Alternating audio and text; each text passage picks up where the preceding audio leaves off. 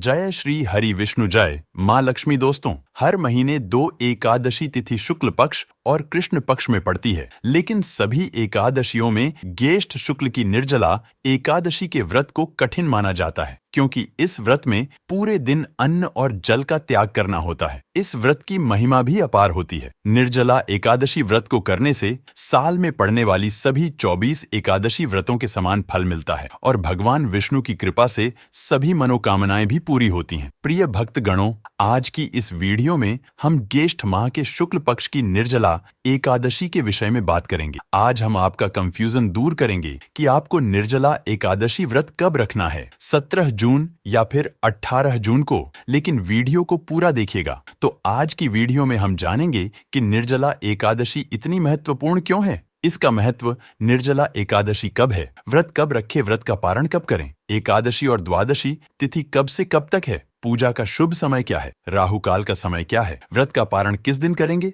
और किस चीज से करें, हरिवासर कब से कब तक है। और साथ ही आज हम बहुत महत्वपूर्ण बात इस वीडियो में जानेंगे कि क्या निर्जला एकादशी के दिन हम जल पी सकते हैं, और अगर पी सकते हैं तो किस विधि से। सारी बातें आज की इस वीडियो में जानेंगे, तो आप अंत तक वीडियो में बने रहे। लेकिन वीडियो में आगे बढ़ने से पहले अगर आप भी अपने जीवन में भगवान विष्णु और माँ लक्ष्मी की कृपा अपने जीवन में पाना चाहते हैं तो कमेंट सेक्शन में लिखें जय श्री हरि विष्णु। भगवान हरि की कृपा आप पर सदैव बनी रहे और वीडियो को लाइक करके चैनल को सब्सक्राइब अवश्य कर लें। नमस्कार दोस्तों, स्वागत है आप सभी का एक बार फिर से। प्रिय भक्तगणों, साल का सबसे कठिन व्रत देव व्रत निर्जला एकादशी आने को है। बहुत ही विष्णु प्रिय तिथि है और इस दिन जब तब पूजा जो भी करता है मनुष्य, इससे विष्णु भगवान का सानिध्य उसे जरूर प्राप्त होता है। मनुष्य जीवन मरण के बंधन से मुक्त हो जाता है। इस व्रत को देव व्रत भी कहा जाता है, क्योंकि सभी देवता हो, दानव हो, नाग हो, गंधर्व हो, किन्नर हो, नवग्रह हो, सभी अपनी रक्षा और विष्णु भगवान की कृपा पाने के लिए इस एकादशी का व्रत करते हैं। जेठ माह के शुक्ल पक्ष की निर्जला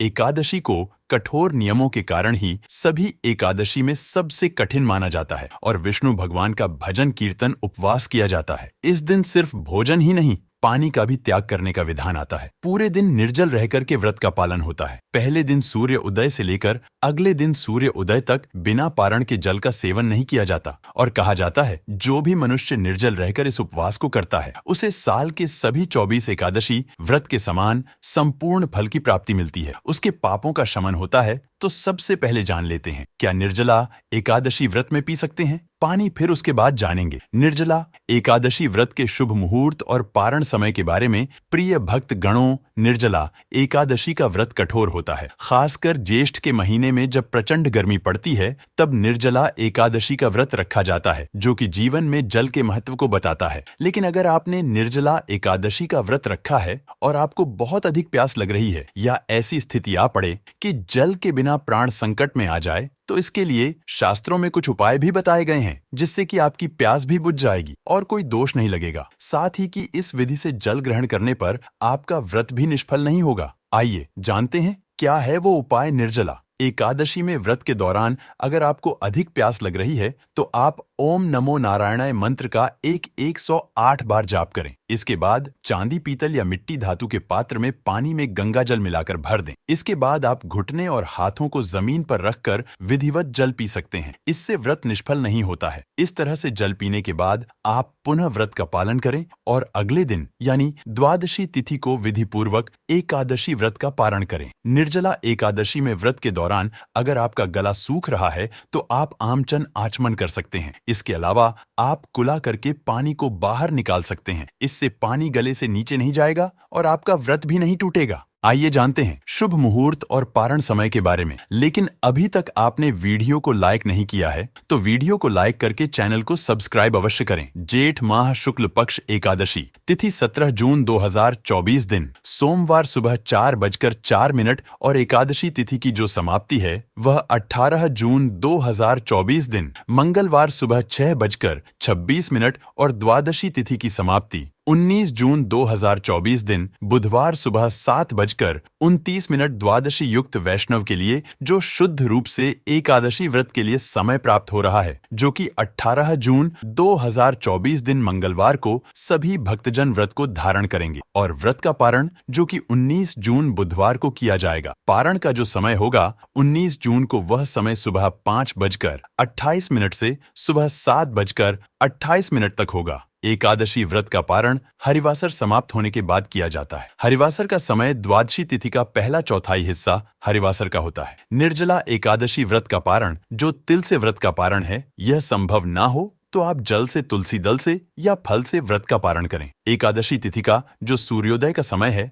वह समय सुबह 5:08 और सूर्यास्त का समय 6:50 ब्रह्म मुहूर्त का समय होगा। वह समय सुबह 4:03 से सुबह 4:04 तक होगा। योग जो शिव योग होगा, रात्रि 9:39 तक उसके बाद सिद्ध योग होगा। 18 जून को जो कि त्रिपुष्कर योग बन रहा है, जो कि दोपहर 3:56 से शुरू होकर करके अगले दिन सुबह 5:24 तक होगा। नक्षत्र जो कि स्वाति नक्षत्र दोपहर 3:56 तक होगा। उसके बाद विशाखा नक्षत्र जो भी भक्त जन व्रत को धारण करने वाले हैं, उनको व्रत के दौरान शुद्ध और सात्विकता का पालन करना चाहिए। लहसुन प्याज मुक्त भोजन करना है और रात में भी आपको ओम नमो भगवते वासुदेवाय का जप करते हुए ब्रह्मचर्य का पालन करते हुए सोना चाहिए। हो सके तो भूमि पर शयन करें और अगले दिन सुबह ब्रह्म मुहूर्त में उठकर सबसे पहले श्री हरि का स्मरण कीजिए। मन ही मन संकल्प कीजिए। सुबह जल्दी उठकर के नित्य कर्मों से निवृत्त होकर घर के मुख्य द्वार की सफाई करें और हल्दी के जल का छिड़काव करें। इच्छा हो तो द्वार पर तोरण, रंगोली आदि लगाए दान करें। पवित्र नदियों में, सरोवर में स्नान कर सकते हैं न जाए तो घर पर ही गंगा जल, हल्दी के जल से स्नान करना चाहिए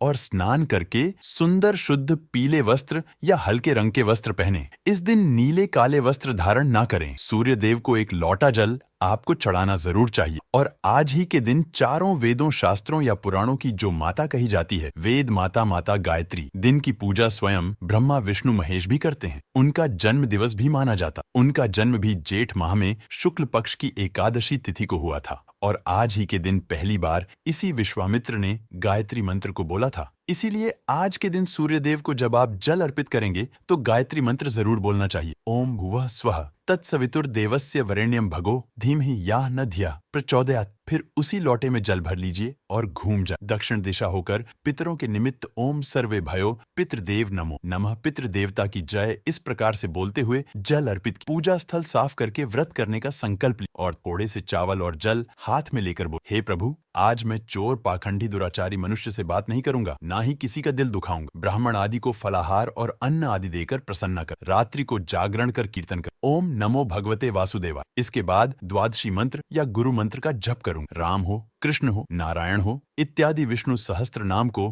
कंठ का भूषण बनाऊं। ऐसी प्रतिज्ञा करके श्री विष्णु भगवान का स्मरण कर प्रार्थना करें, हे त्रिलोकपति, मेरी लाज आपके हाथ है, अतः मुझे इस संकल्प को पूरा करने की शक्ति प्रदान करें। इस प्रकार धरती पर जल छोड़ दी, पूजा की तैयारी करें। मौन जप, शास्त्र पठान, कीर्तन, रात्रि जागरण, यह 5 चीजें एकादशी के भूषण होते हैं और यह सभी नर नारी को व्रत करना चाहिए। और इस दिन निर्जल व्रत करते हुए शेष शैया रूप में भगवान श्री हरि विष्णु की आराधना करनी चाहिए। घर के मंदिर में सबसे पहले प्रथम पूज्य गणपति की पूजा करें। विष्णु भगवान के साथ देवी लक्ष्मी का आह्वान कर दोनों की पूजा करें। भगवान विष्णु और देवी लक्ष्मी को बैठने के लिए आसन देकर के विराजित करें और आपके मंदिर में जो भी देवी देवता विराजित है उनकी पहले पूजा कर लीजिए। फिर पाटे या चौकी पर विराजित करके आप विष्णु भगवान को स्नान आदि करवाएं। वही पूजा स्थल पर सफाई से आप उनका स्नान कर सकते हैं। स्नान कराने के लिए किसी लोटे में जल ले सकते हैं। अगर आपके पास दक्षिणावर्ती शंख है तो यह सर्वश्रेष्ठ है और दक्षिणावर्ती शंख में आप कच्चा दूध, पंचामृत, गंगाजल आदि भरकर भगवान विष्णु का अभिषेक करें।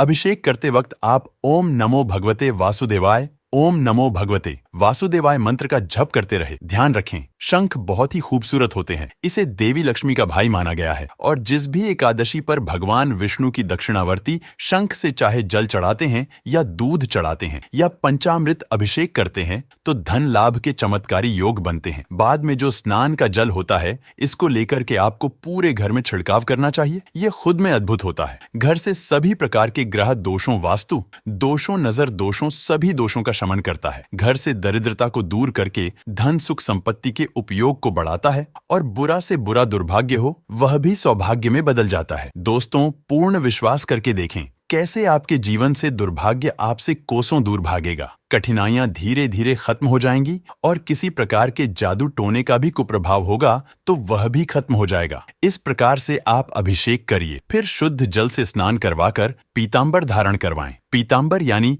पीले वस्त्र भगवान विष्णु पीतांबरधारी कहलाते हैं और इसी निर्जला एकादशी पर भगवान विष्णु के किसी मंदिर में भी आप चाहे तो पीली धोती आप अर्पित कर सकते हैं। इससे भी भगवान प्रसन्न होते हैं। इसके बाद भगवान को आप आभूषण, यज्ञोपवीत, जनेऊ आदि पहनाएं, पीले पुष्प की माला पहनाएं, पीले फूल अर्पित करें। 3 फूल आपको गुलाब के हो, सूरजमुखी के हो, गेंदा के हो, पीले वाले, यह आपको अर्पित करने चाहिए। तुलसी या तुलसी की माला बना करके भी अर्पित कर सकते हैं और चाहे तो आप कमल गट्टे की माला हुआ या फिर गूंजा की माला हुआ, यह भी अर्पित कर सकते हैं। फ्रेश तुलसी की माला बना सके तो अच्छी बात, नहीं तो अभिमंत्रित करके तुलसी की माला को रखनी चाहिए। माला अर्पित करने के बाद सुगंधित इत्र अर्पित करें, चंदन केसर का तिलक करें। तिलक के लिए हो सके तो अष्टगंध का प्रयोग करें। धूप और दीप जलाए घी का दीपक जलाया जाता है और दीपक में एक चुटकी केसर या हल्दी जरूर डाल दें। भगवान को भोग लगाएं, पीली चीजों का भोग लगाएं। केले, आम, खरबूजे आप उनको अर्पित कर सकते हैं। जल से भरा मिट्टी का घड़ा, खरबूजा, आम, पंखी, यह चीजें ठाकुर जी को आज के दिन अर्पित की जाती है और भगवान विष्णु को तुलसी दल विशेष प्रिय है, इसीलिए तुलसी दल जरूर प्रयोग करें। काले तिल भी आज के दिन भोग में चढ़ाए जाते हैं। एकादशी पर काले तिल विशेष प्रिय होते हैं। विष्णु भगवान को तो काले तिल से बना हुआ भोग वह भी हो सके तो अर्पित कीजिए और फिर वहीं बैठ करके विष्णु सहस्त्र नाम, गीता जी आदि का पाठ कीजिए। भगवान का ध्यान करते हुए ओम नमो भगवते वासुदेवाय नमः इस मंत्र का 108 बार जाप कीजिए। तुलसी की माला है तो उससे जप कीजिए, नहीं तो चने की दाल से आपको जप करना चाहिए और फिर आपको कथा सुननी चाहिए और लास्ट में आरती करके क्षमा याचना करें। यह सब करने के बाद बायना जरूर निकाले। एक गिलास ले लीजिए या लोटा ले लीजिए या जल का कलश ले लीजिए। उसको आपको कोई भी सुंदर से कपड़े से ढक देना और फिर उसको बांध दीजिए कलावा से और उस पर आप एक कटोरी ले ले। कटोरी में थोड़ी शक्कर ले ले, थोड़ा आम ले ले और पैसे ले ले, थोड़ा सा कलावा, या आप सुहाग पिटारी भी रख सकते हैं। उसमें मतलब सुहाग का सामान भी रख सकते हैं। ये सभी रख कर कि आप उसको हाथ से घुमा देना है और फिर सासू माँ को पांव छू करके दे देना चाहिए। इसे हम बायना कहते हैं और सासू माँ वहां नहीं है तो माँ जैसी कोई स्त्री जेठानी, आस पड़ोस की कोई बूढ़ी औरत हो, कोई गरीब हो, ब्राह्मण हो, इसको भी दे सकते हैं। ध्यान रखें, अगर आप गिलास सहित दान करना चाहते हैं तो नया गिलास आपको लेना चाहिए। पुराने गिलास, कटोरी आदि का प्रयोग ना करें, नए बर्तन का प्रयोग करें और चाहे तो मिट्टी का करवा लेकर के भी आप बायना निकाल सकते। जो भी गिलास या लोटा लेंगे उसमें जल जरूर भरे और उसके मुंह पर कपड़ा लपेटकर कलावा जरूर बांधकर स्वस्तिक चिन्ह बनाइए। इस बात का ध्यान रखें। इसके बाद बायना निकाले। शाम को आपको तुलसी का पूजन भी जरूर करना चाहिए। तुलसी माँ के सामने गाय के शुद्ध देसी घी का दीपक प्रज्वलित करें और उसके बाद ओम नमो भगवते वासुदेवाय नमः इस मंत्र का जप करते हुए तुलसी की 11 परिक्रमा आपको करनी चाहिए। इससे आपको घर में सुख शांति बनी रहती है। ध्यान रखें, तुलसी पर जल नहीं चढ़ाना चाहिए, ना ही तोड़ना चाहिए। जरूरी हो तो गमले में गिरी हुई जो तुलसी है उसका प्रयोग करें या फिर पहले तुलसी को या फिर पहले की जो तुलसी है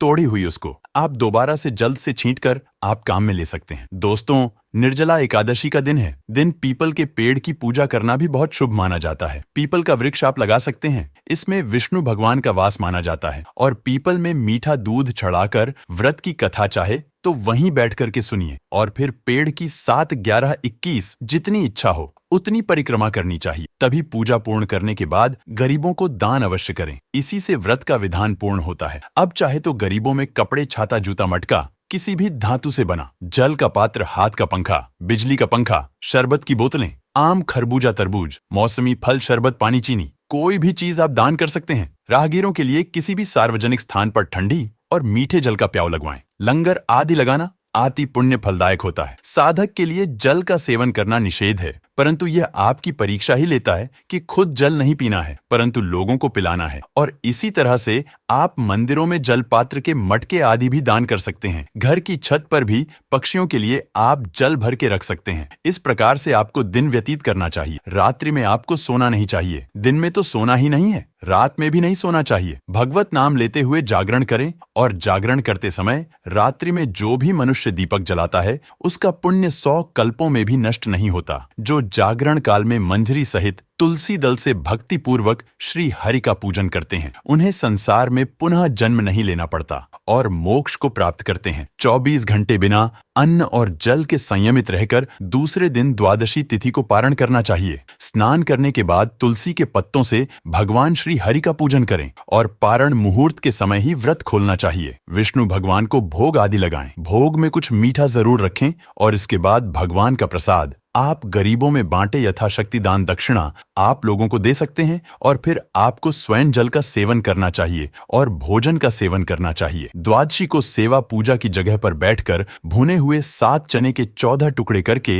अपने सिर के पीछे जरूर फेंकना चाहिए और बोलना चाहिए, मेरे 7 जन्मों के शारीरिक, बौद्धिक और मानसिक पाप नष्ट हो। इस भावना को करके 7 अंजलि जल पीना चाहिए और चने के 7 दाने खाकर व्रत को खोलना चाहिए। पारण करने के बाद दक्षिणावर्ती शंख जो आपने रखा था पूजन में उसको तिजोरी में या पूजा के स्थल पर ही स्थापित कीजिए। इससे आपके परिवार में दिन दुनी रात चौगुनी उन्नति होती है। दरिद्रता का मुख नहीं देखना पड़ता और बेडरूम में इसको पूजन करके अभिमंत्रित करके, अगर आप उस दिन पूजा नहीं भी कर रहे हैं तो कहीं से भी अभिमंत्रित करके किसी ब्रह्मचारी पंडित जी द्वारा आप इसे प्राप्त करें और अपने बेडरूम में रखने पर पति पत्नी के संबंध अच्छे होते हैं। डिवोर्स की नौबत दूर हो जाती है, मन को शांति मिलती है और घर में सकारात्मक ऊर्जा का वास होता है। ध्यान रखना चाहिए, यह तांत्रिक लक्ष्मी का चिन्ह है, तो जब भी घर में दक्षिणावर्ती शंख रखते हैं तो विधि विधान से रखना चाहिए और समय समय पर धूप दीप करना चाहिए। जैसे भगवान का पूजन करते हैं और ऐसे ही नहीं रखना चाहिए। बिना शुद्ध किए हुए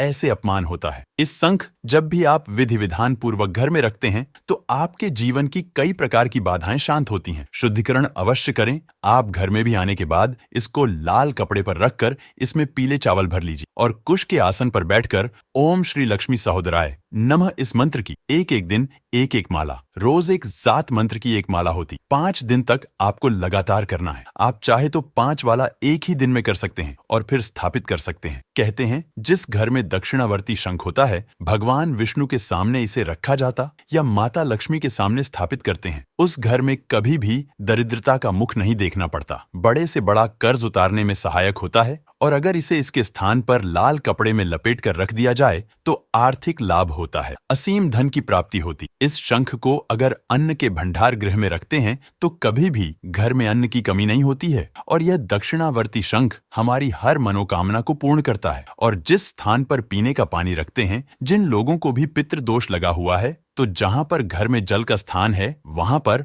आप दक्षिणावर्ती शंख में जल भरकर रखें। इससे पितृदोष कम होता है। गंगा जल भर के रखिए, पीले चावल भर के रखिए। नकारात्मक ऊर्जा आपके घर से समाप्त होती है और घर में सकारात्मक ऊर्जा का संचार होता है। किसी भी प्रकार की अगर टोने टोटके का भी असर है तो वह भी दूर होता है, निष्क्रिय हो जाता है और आप खुद महसूस करेंगे कि आपकी बहुत सारी समस्याएं खत्म हो गई हैं। जब भी लगे कि नेगेटिव एनर्जी आ रही है तो यह दक्षिणावर्ती शंख में आप स्वच्छ जल भरकर किसी स्थानीय वस्तु पर छिड़क दीजिए। आप देखेंगे दुर्भाग्य हो, तंत्र मंत्र हो, अभिशाप का प्रभाव हो, सभी समाप्त हो जाते हैं। तो कर लीजिए यह उपाय। दोस्तों और छोटी छोटी बातों का ध्यान रखें। इस दिन भोजन सात्विक करें और सिर्फ भोजन का ही नहीं बल्कि इस दिन चावल ना खाएं, नमक ना खाएं। आपको सिर्फ भोजन का ही नहीं बल्कि अपने स्वभाव का भी आपको व्रत रखना चाहिए। क्रोध, हिंसा, चुगली, बुराई आदि ना करें। इस दिन हेयर कटिंग, सेविंग आदि ना करें। स्त्रियां बाल ना धोए, दातून ना करें, उंगलियों से ब्रश करें और पति पत्नी को आपस में ब्रह्मचर्य का पालन करना चाहिए। दोस्तों, निर्जला एकादशी मनुष्य की सभी मनोकामना को पूर्ण करने वाली एकादशी है। सौभाग्य में वृद्धि करने वाली एकादशी है। जल संरक्षण की भावना को उजागर करने वाली एकादशी है और जो भी भक्त सच्चे मन से एकादशी का व्रत करता है उसे बैकुंठ धाम की प्राप्ति जरूर होती है। उसकी सभी मनोकामनाएं पूर्ण होती। जय श्री हरि विष्णु, जय माँ लक्ष्मी।